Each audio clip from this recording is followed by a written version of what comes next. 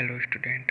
आज मैं आपके लिए साइंस का जो सेल चैप्टर है उसके 50 क्वेश्चन लेके आया हूँ, जो कि आगामी परीक्षा जैसे कि वन दरोगा हो गया, आरआरबी, एनटीपीसी हो गया, ग्रुप डी हो गया, उनकी प्रतियोगिता परीक्षा के लिए आपको लिए बहुत हेल्पफुल होगी। ठीक है, तो वीडियो को स्टार्ट करने से पहले ये आपको सब्सक्राइब का बटन दिख रहा हो तो इसे सब्सक्राइब कर दीजिए, और आपको एक बेल आइकन भी दिख रहा हो तो उसे बेल आइकन दबाने से आपके साथ हमारे जितने भी वीडियो होंगे आपको एकदम मिल जाएंगे।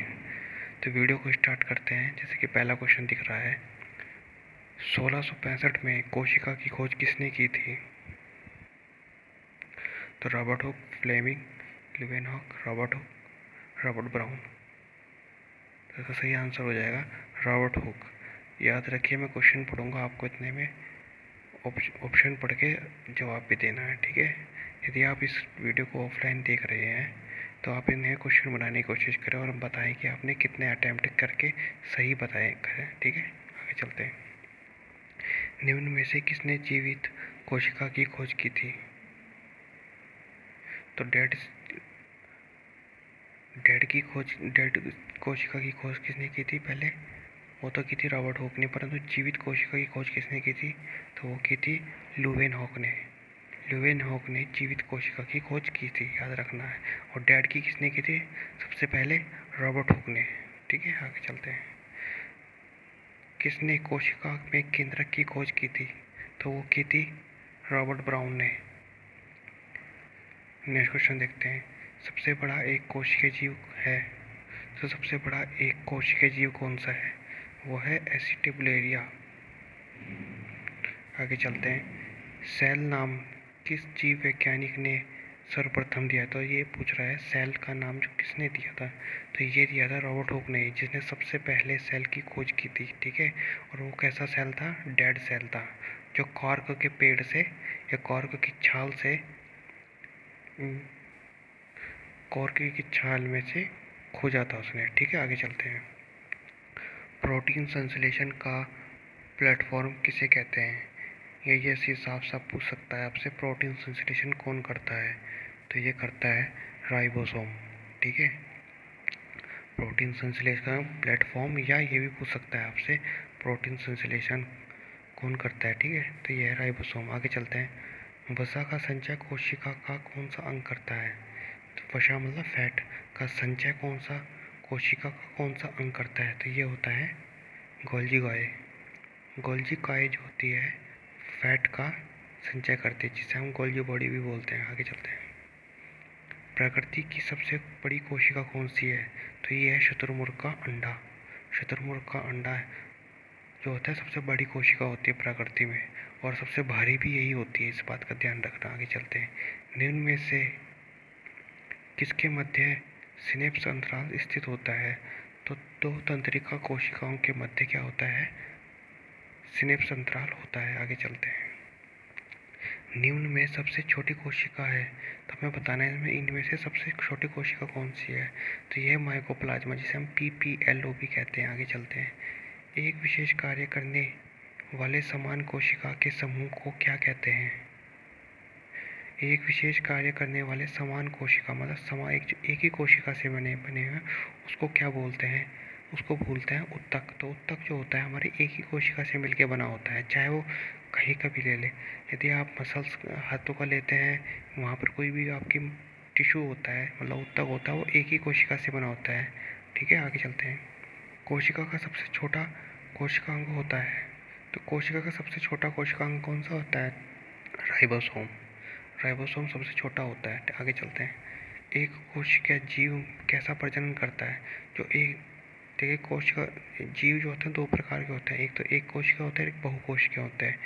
तो एक कोशिका वाले में एक ही कोशिका पाई जाती है, बहुकोशिका वाले में एक से ज़्यादा कोशिकाएं पाई जाती हैं। तो उसमें पूछ रहा है एक कोशिका में कौन सा प्रजनन होता है? तो इनमें होता है कोशिकीय विभाजन, मतलब एक से दो होती है, दो से चार होकर, चार से आठ, आठ से 16, 16 से 32, इस तरह से विभाजन होता है। आगे चलते हैं। जंतु कोशिका का सबसे बड़ा कोशिकांग कौन सा होता है? तो ये होता है केंद्रक। केंद्रक जो होता है सेल का सबसे बड़ा कोशिका अंग होता है। ठीक है, आगे चलते हैं।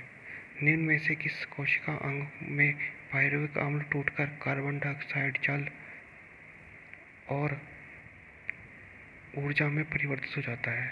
तो ये पूछ रहा है जो पायरुविक अम्ल है वो टूट कर CO2 मतलब कार्बन डाइऑक्साइड और जल और ऊर्जा में परिवर्तित होता है। कहाँ पर होता है? तो ये होता है माइटोकॉन्ड्रिया में।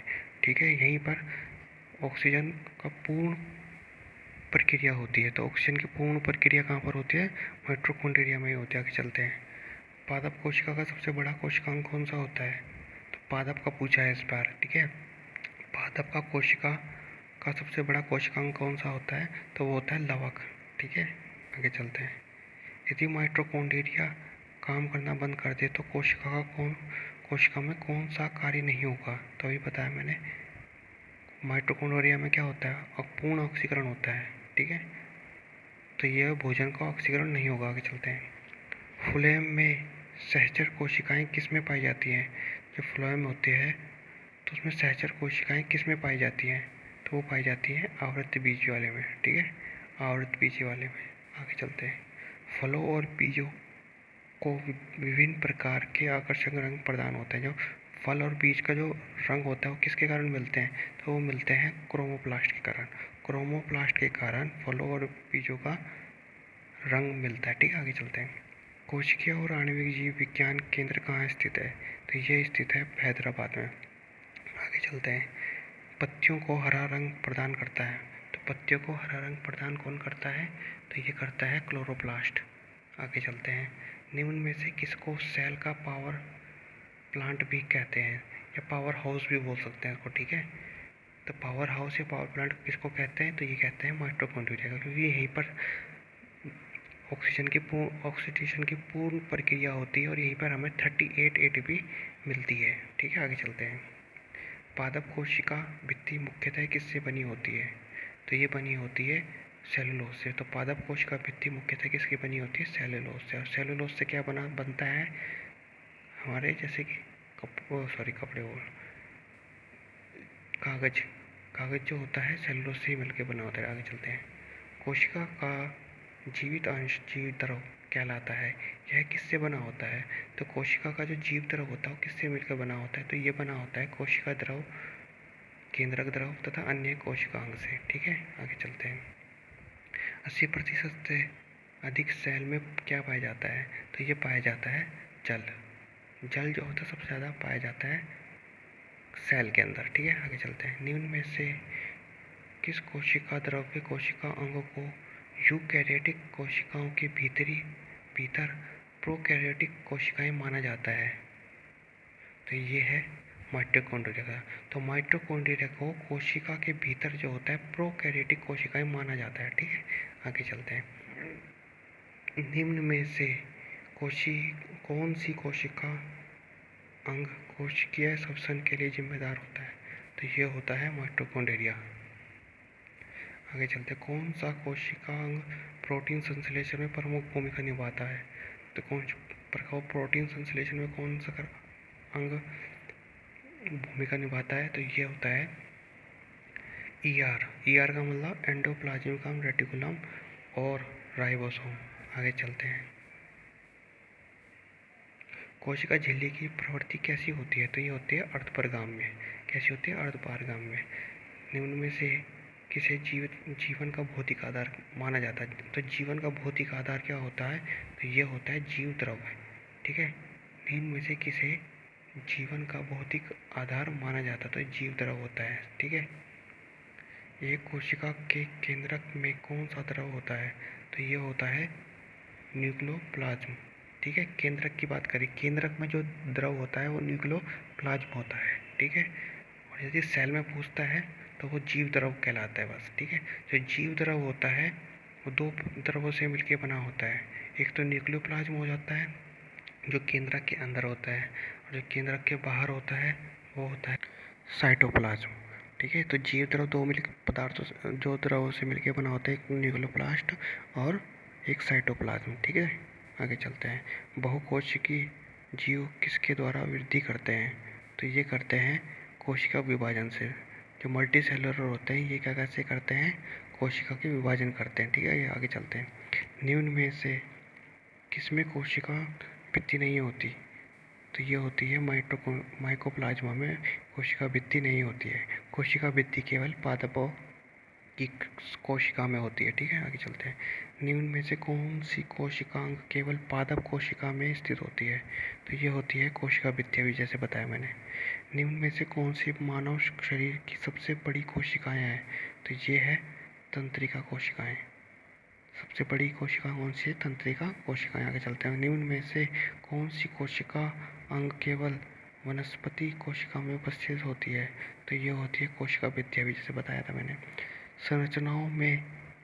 संरचनाओं के कौन से युग्म प्राय पादप और जंतु दोनों कोशिकाओं में पाए जाते हैं? तो पादप और जंतु कोशिकाओं में क्या क्या पाए जाते हैं? तो ये होते हैं अंतर्द्रव्य जालिका और कोशिका कला। ये दोनों के शरीरों में पाए जाते हैं, कॉमन है मतलब। निम्न में से कौन सी कोशिका अंग वनस्पति तथा पशु कोशिका दोनों में उपस्थित होते हैं? तो ये होते हैं सूत्रकृणिकाएं। आगे चलते हैं। निम्न में से कौन सा कोशिकांग डीएनए रखता है? डीएनए कौन रखता है? माइटोकॉन्ड्रिया।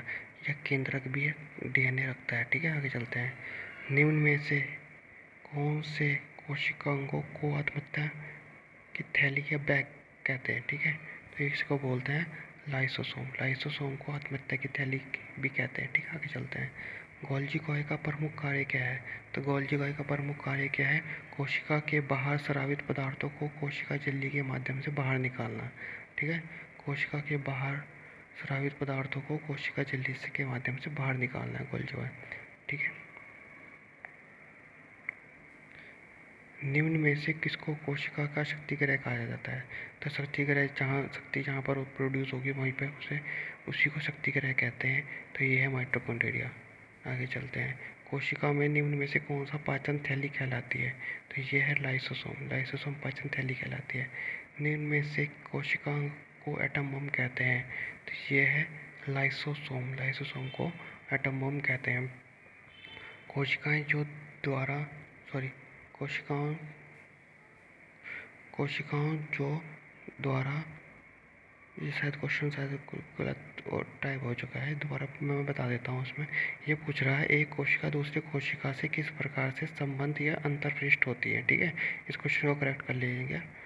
एक कोशिका दूसरी कोशिका के साथ किस प्रकार से संबंध और अंतर्पृष्ठ होती है? तो ये होती है सहायक कोशिकाएं। ठीक है, सहायक कोशिकाओं के द्वारा ये क्या होते हैं? संबंध और अंतर्पृष्ठ होती है। आगे चलते हैं। निम्नलिखित पोषकों में से कौन सा एक पौधों की कोशिका भित्ति का संरचनात्मक घटक है? तो ये होता है मैग्नीज। मैग्नीज का साइन होता है Mn। ठीक है, आगे चलते हैं। एक मूर्धक कोशिका जो कि कोशिकीय अजैव पदार्थ संग्रह करती है क्या कहलाती है? तो ये होती है आइडियोब्लास्ट। आइडियोब्लास्ट जो होती है एक मूर्धक कोशिका अजैव पदार्थ संग्रह करती है। ठीक है, आगे चलते हैं। जीवाणु कोशिका में सूत्रकृणिका मतलब माइटोकॉन्ड्रिया की संख्या कितनी होती है? तो जीवाणु कोशिकाओं में जो शून्य होती है। ठीक है। क्या सबसे छोटा प्रोकैरियोटिक जीव है? सबसे छोटा प्रोकैरियोटिक जीव कौन सा है? तो वो है माइकोप्लाज्मा। माइकोप्लाज्मा सबसे छोटा प्रोकैरियोटिक जीव है। सबसे बड़ा एक कोशिका जीव कौन सा है? तो वो है एसिडोप्टेरिया। आगे चलते हैं।